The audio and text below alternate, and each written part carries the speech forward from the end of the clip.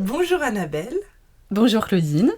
ravie que tu aies accepté qu'on se filme aujourd'hui pour nous raconter ton parcours professionnel et aussi nous raconter un peu de ton quotidien à la crèche. Mhm. Donc du coup, pour commencer cet entretien, je vais nous présenter rapidement. Je m'appelle Claudine Loane Pribil, je suis gestionnaire de 3 microcrèches bilingues à Paris, les microcrèches Claudine Olivier, où tu travailles Annabelle. Euh, Toi, tu travailles dans la microcrèche du 15e. Je vais du coup te laisser te présenter, nous donner ton âge, nous dire quel est ton métier Mhm. et, ce que tu fais chez nous. Ça marche. Alors du coup, moi je m'appelle Annabelle Pierret, j'ai 34 ans et je suis éducatrice de jeunes enfants de formation depuis 2012 et je travaille dans la crèche Claudine Olivier du 15e arrondissement de Paris depuis 2 ans en tant que référente technique. Très bien. Voilà.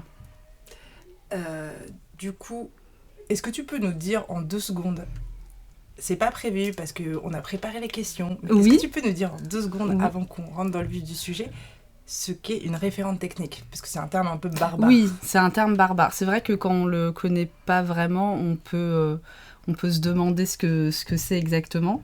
Et c'est une spécificité qui est propre aux microcrèches. En fait, le titre de référent technique, il n'existe que en microcrèche.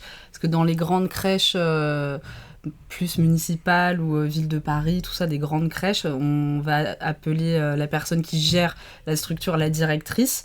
Mais en micro-crèche, en fait, vu que ça fonctionne avec un groupe d'enfants qui est plus petit, du coup, la directrice, elle est également sur le terrain et au niveau du bureau, d'où, du coup, cette spécificité qui lui est propre. Et le terme de référent technique, c'est un peu pour définir le fait que le rôle est vraiment très technique et que c'est comme si on travaillait un peu sur un plateau technique. Donc du coup, il y a vraiment voilà, il y a beaucoup de tâches au quotidien à faire et on est un peu à plusieurs endroits en même temps. C'est un métier assez polyvalent.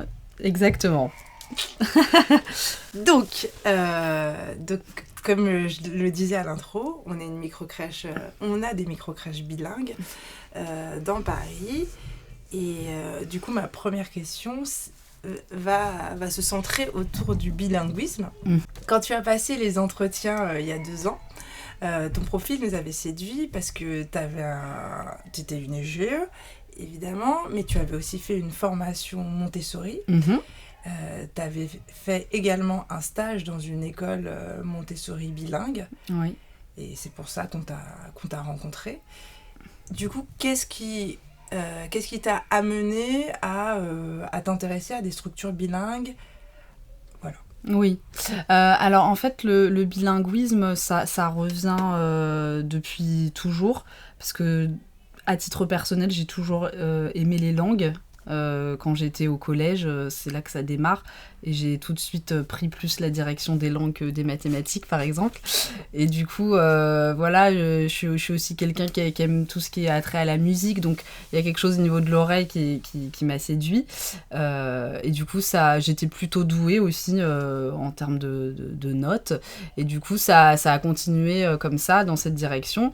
Et après, quand j'ai entamé ma vie professionnelle, bah, du coup, ça m'a un petit peu frustrée parce que on perd, en fait, quand on n'utilise plus les langues, on les perd. Et du coup, en démarrant ma vie professionnelle, j'ai perdu un peu l'anglais.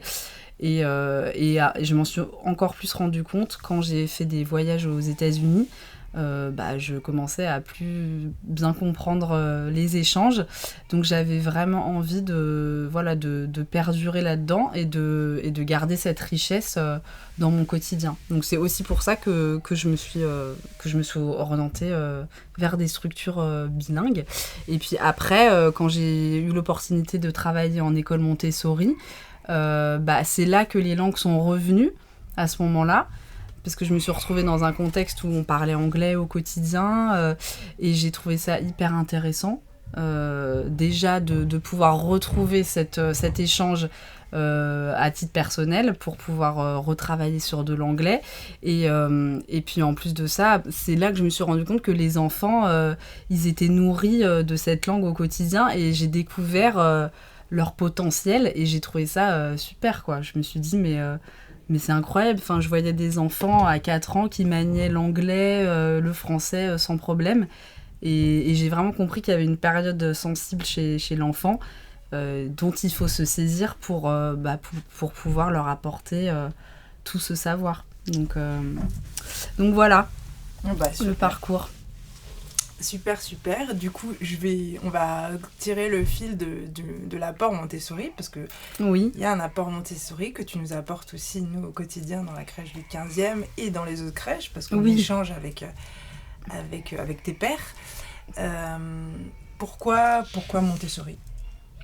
Alors Montessori, tout d'abord, c'est parce que la vie de cette femme, de Maria Montessori, je la trouve vraiment admirable. Enfin voilà, et son ascension professionnelle est vraiment, à mon sens, assez important dans le milieu de la petite enfance. Et pour moi, c'est une pédagogie qui n'est pas parfaite, hein. Il y a forcément des choses à revoir parce qu'on sait ce que ça devient maintenant à l'heure qu'il est. On l'utilise un petit peu, pas forcément comme il faut. Voilà, on ouvre des structures en disant que c'est du Montessori parce qu'on va mettre 2 plateaux, alors qu'il y a toute une réflexion et une spécificité qui est propre à cette pédagogie. Et moi, je trouve que vraiment, elle a une façon, Maria Montessori, de placer l'enfant au cœur de toutes ses réflexions. Et j'invite les gens qui sont intéressés par cette pédagogie à visionner le film qui retrace sa vie et dans lequel on voit vraiment à quel point elle sait communiquer avec l'enfant et elle sait le placer au cœur de ses réflexions. Et du coup, ça pour moi, c'est une priorité dans le métier de la petite enfance, de savoir se mettre à la hauteur des enfants et d'organiser les choses autour d'eux. Donc c'est vraiment comme ça qu'elle fonctionne. Et moi, ça m'a forcément parlé dans mon évolution professionnelle. Et j'ai vraiment eu la sensation de comprendre un peu, de parler un peu le même langage. Donc c'est pour ça que je me suis orientée vers la pédagogie Montessori à ce moment-là. Et ensuite, au travers de l'expérience que j'ai pu avoir dans l'école et de la formation que j'ai vue, que j'ai faite, je me suis vraiment rendu compte qu'il y avait des outils de travail, des spécificités à la pédagogie qui me correspondent totalement, à savoir en premier l'observation. Donc pour moi, c'est essentiel d'utiliser cet outil quand on s'occupe des enfants. Ça veut aussi dire observer les enfants, ça veut aussi dire être capable de se mettre en retrait. Et dans la pédagogie Montessori, le but de l'adulte, c'est de laisser l'enfant être au cœur de la pièce, être au cœur de ses activités et de trouver cette juste place entre être présent et ne pas être trop interventionniste pour que l'enfant il soit pas dans une dépendance totale de l'adulte. Et ça, je trouve que c'est très intéressant. Et il y a aussi l'autonomie et la transformation de l'enfant, parce que ça apporte vraiment une transformation de ce que j'ai pu voir au travers des activités. Moi, j'ai pu voir des enfants qui se mettaient dans une bulle, dans un coin, et ils faisaient du linge ou du nettoyage pendant 1 heure, et on ne pouvait pas les déranger. Et j'ai vu des enfants qui faisaient des calculs à 4 ans... que je serais incapable de faire. Donc voilà. Toi, c'est les langues. Oui, voilà, c'est plus les langues. C'est ça. J'ai choisi le bon endroit, a priori. Merci, Annabelle. De rien. Pour ce retour sur pourquoi une structure bilingue et pourquoi la pédagogie Montessori t'a intéressée. Maintenant, on va se recentrer sur ton parcours.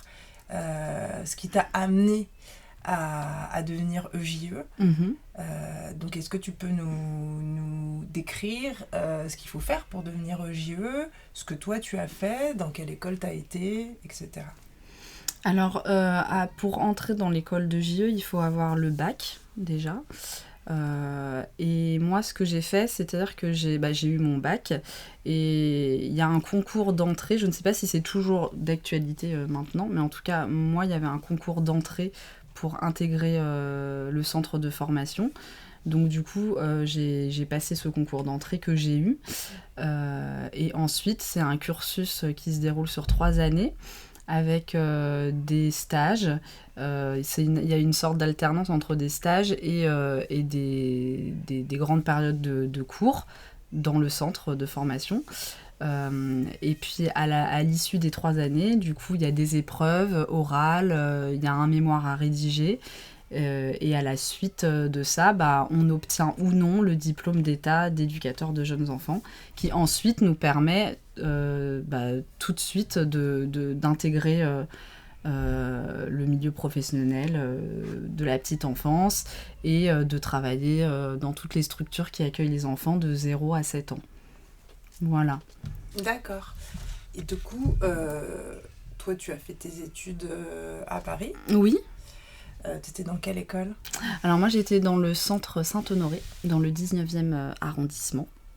Et c'était vraiment une période très, très riche en termes d'apprentissage.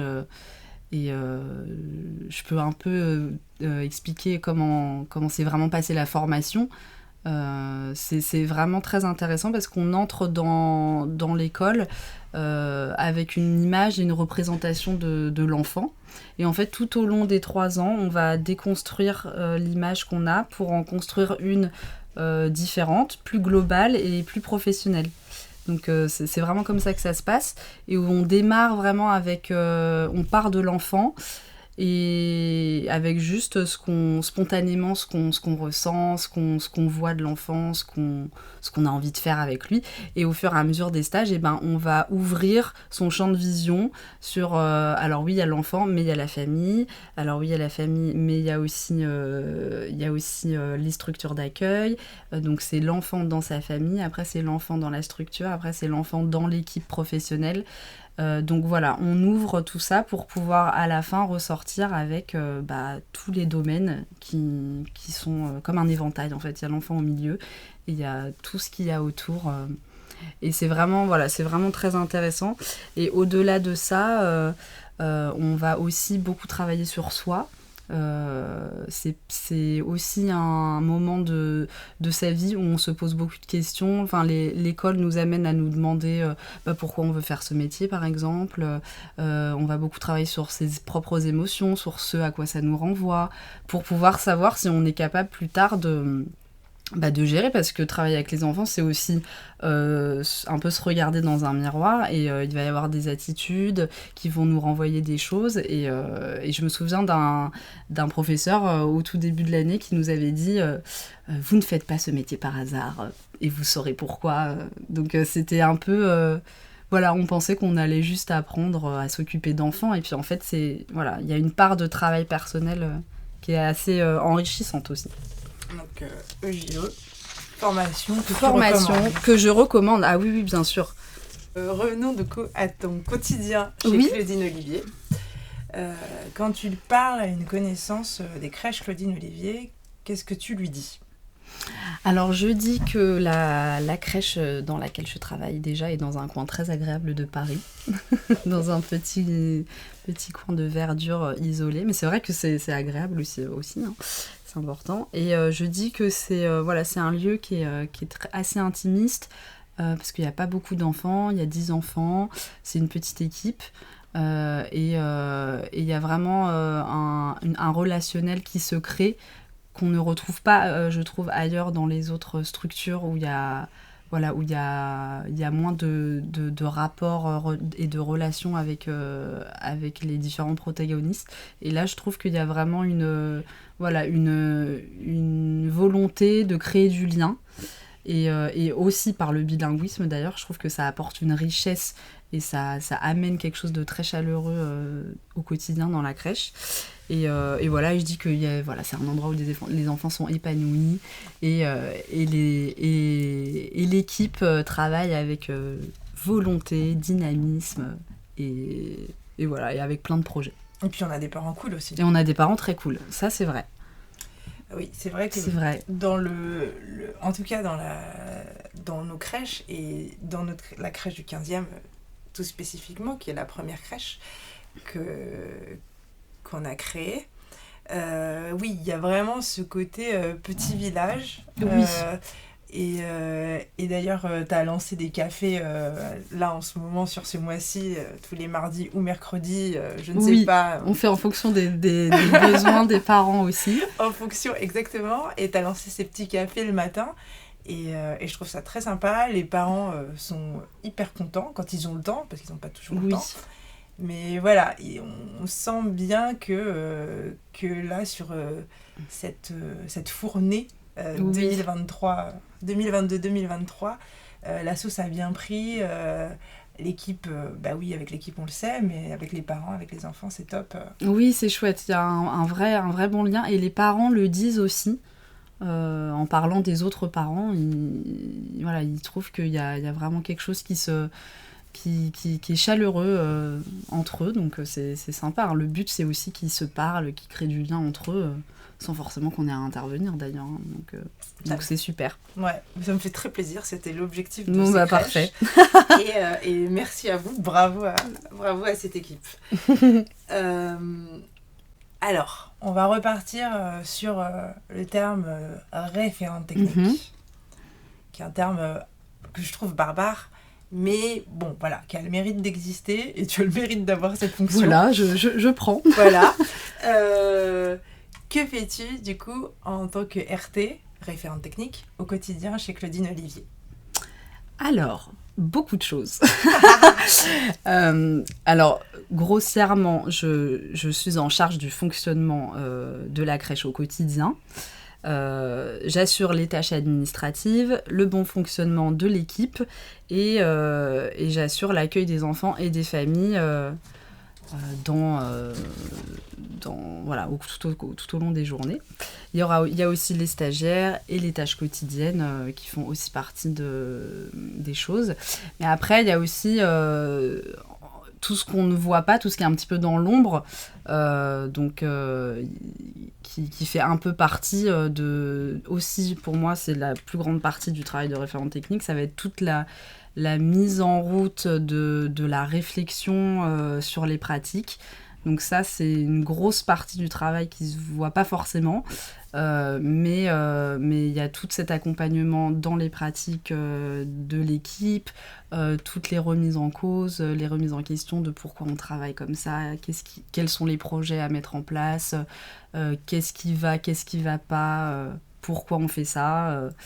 Et puis voilà, chacune a ses propres particularités, donc on va peut-être pas tout avoir les mêmes problématiques, donc comment on travaille ensemble avec une équipe pluridisciplinaire dans une même direction, sachant qu'on n'est pas toutes faites de la même façon.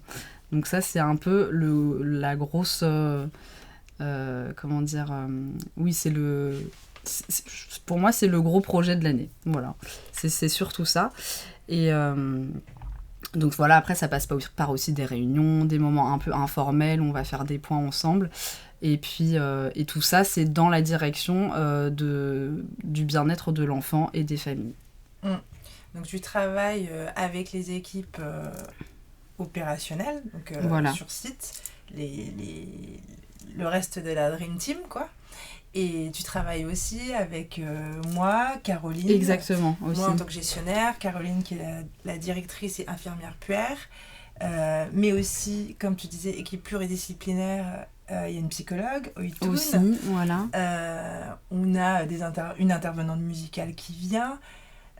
Toi, pour moi, selon moi, ton job, c'est oui aussi d'être aussi le petit chef d'orchestre. C'est un peu ça. Pour l'antenne du 15e. Voilà, c'est ça. Oui, je suis un peu la parabole. Voilà. Si je peux imaginer. Tu captes. Je capte, voilà. Faut que j'ai le Wi-Fi tout le temps. Parce que s'il n'y a pas le Wi-Fi, il peut y avoir des interférences. Super. Et du coup, mes questions. que j'avais préparées. Mhm. Quels sont selon toi les aspects fun de la parabole et les aspects moins fun? Oui, Parce que ça reste un boulot quand même. tout à fait. Alors, pour ce qui est des aspects fun, la première chose qui me vient, c'est que on aime toutes chanter dans cette crèche. Et on aime toute la musique. Donc, il y a un esprit assez musical. Et d'ailleurs, c'est assez drôle. En ce moment, on se rend compte que les enfants... souvent, le groupe est un peu à l'image de l'équipe. Ils aiment tous chanter. Et ils aiment tous chanter. Là, en ce moment, ils commencent tous à chanter comme nous. Là, donc, c'est assez marrant. Donc ça, c'est vraiment très sympa. On fait des circle time, donc les petits moments musicaux du matin, où du coup, on chante tous ensemble avec joie. Ça, c'est très sympa. Ensuite, moi, ce que je trouve très agréable, c'est la polyvalence du poste. C'est-à-dire voilà, d'avoir différentes casquettes, d'être dans la section, après de revenir au bureau, ensuite de penser à l'équipe, ensuite à tout ce qui est pédagogique pour les enfants. Donc il y a une dynamique, une gymnastique d'esprit comme ça que je trouve vraiment très sympa, parce que du coup ça empêche de tomber dans quelque chose de routinier aussi. Et puis après, pour moi, ce qui est important et ce qui est chouette, c'est qu'il y a une très bonne entente dans l'équipe et il y a une stabilité qu'on a réussi à trouver. Et pour moi, ça, c'est le socle pour ensuite, après, travailler sereinement et mener à bien les projets. Donc ça apporte, c'est pas fun, mais ça apporte quand même une certaine sérénité qui du coup donne un esprit fun quand même. Ouais. Après, le turnover en crèche, en micro-crèche, parce que micro-crèche, il y a quand même un peu ce côté petite équipe et puis journée intense. Bon, ça fait partie... Ça arrivera à un moment donné, ça c'est sûr. Ça fait partie du jeu. Évidemment. Alors, qu'est-ce qui est moins fun ? Alors, ce qui est moins fun, ça peut être parfois la charge mentale qui est un peu difficile à gérer et qui arrive de façon un peu à l'improviste. Des fois, il va y avoir des journées où ça va être plus zen et puis il va y avoir des fois où je suis en même temps en section, il y a en même temps, par exemple, une livraison qui va arriver, des messages, des échanges avec d'autres crèches ou toi et Caroline en même temps. Donc ça peut être... un peu difficile de trouver le rythme, mais ça fait partie du job. Et puis finalement, avec le temps, on arrive à s'organiser. Mais du coup, oui, c'est ça. Ok, il y a des côtés moins fun. La micro-crèche, le côté super d'une micro-crèche, c'est que c'est la petite équipe, c'est le petit groupe d'enfants. Ce qui fait que gérer une micro-crèche, c'est un peu comme gérer une grande maison. Oui, voilà, c'est ça. Et gérer une grande maison, c'est avoir les têtes... C'est ça, faut être tout terrain. Voilà, c'est être tout terrain. Donc du coup, ce que tu as retiré du moins fun, c'est que tu es devenu tout terrain. Oui, finalement, c'est ça. C'est exactement ça. Et puis, il y avait aussi le fait que, oui, des fois, ça peut être une lourde responsabilité aussi quand même. Mais je le retire aussi du moins fun parce que je trouve que c'est aussi une ascension personnelle et c'est une richesse finalement. Et c'est ça qui donne de la valeur à mon métier aussi. Donc c'est chouette. Oui, ouais, voilà. Et il y a aussi peut-être le fait de faire le début d'année, ça peut être assez difficile. Ouais. Et ça, pour moi, c'est un peu un défi à relever tous les ans. Mais pareil, je le retire aussi du côté moins fun parce que, par exemple, là, on arrive en fin d'année et on est aussi satisfait de tout le travail qu'on a accompli. Ah c'est sûr que voilà. entre les pleurs de septembre et aujourd'hui... Oui, on voit que c'est pas... Mais bon, après, c'est aussi les enfants qui font leur évolution personnelle de leur côté. Hein. Oui, évidemment. Aussi. Le pourquoi du comment, Annabelle, tu nous as dit tout à l'heure que quand tu étais à l'école, tu avais beaucoup réfléchi. Il y avait eu un travail d'introspection dans la formation de JE pour savoir pourquoi tu étais là et qu'a priori tu n'étais pas là par hasard. Pourquoi, du coup, tu as décidé de travailler en crèche ? Alors, déjà, j'ai décidé de travailler avec les enfants pour... tout ça, c'est un peu en une phrase ce que je vais dire, mais c'est tout simplement pour leur donner confiance en eux pour découvrir la vie. Honnêtement, moi, j'ai toujours souhaité apporter beaucoup de sécurité affective aux enfants. beaucoup de confiance et leur donner tous les outils pour qu'après, voilà, la suite de leur vie soit un petit peu étayée et soit solide, entre guillemets. Donc c'est vraiment une envie depuis toujours de les aider comme ça à avancer petit à petit. Et puis après, c'est une satisfaction, je trouve, quand ils repartent, même si ça fait un peu mal au cœur quand même, parce qu'on s'y attache beaucoup. Mais j'ai toujours cette sensation d'avoir apporté des petites touches à chacun. Et puis je suis heureuse après de les voir s'envoler dans leur direction. Et je sais que la prime enfance est primordiale. Je sais que du coup, ils auront démarré avec pas mal d'aide. Enfin, de base solide, et qu'ils auront été choyés, écoutés, entendus, recadrés parfois, mais c'est important aussi, c'est pour les aider aussi. Donc voilà. Merci Annabelle. En conclusion, merci Annabelle d'avoir accepté de partager avec nous ton parcours, ton expérience professionnelle, les aspects fun, les aspects moins fun, le pourquoi du comment. Merci. Pour conclure, j'aimerais que tu finisses ma phrase.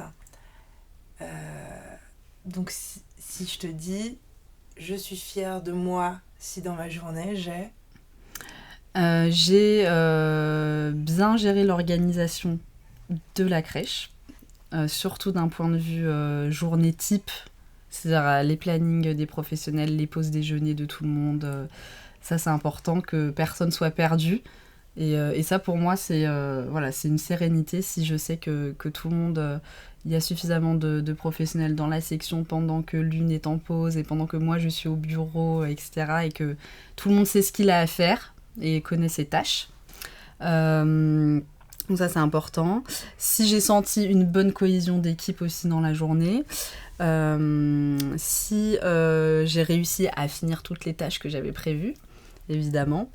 Et si les transmissions aussi avec les parents se sont bien passées le matin et le soir, ça pour moi c'est une boucle qui est importante. Même dans l'équipe, on démarre la journée et on la termine en faisant un tour comme ça d'horizon pour être sûr que tout le monde va bien.